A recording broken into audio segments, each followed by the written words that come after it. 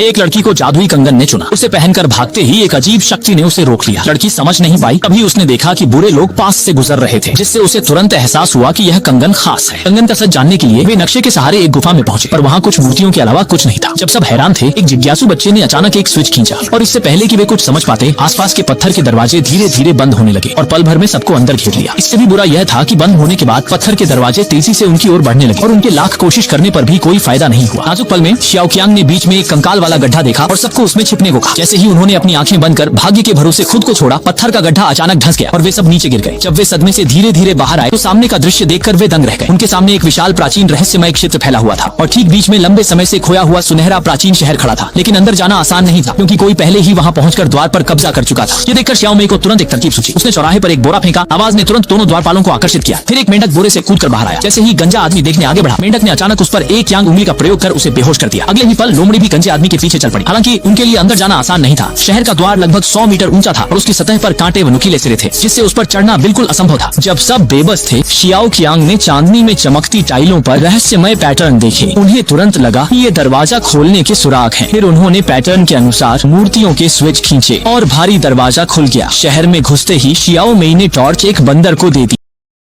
小红书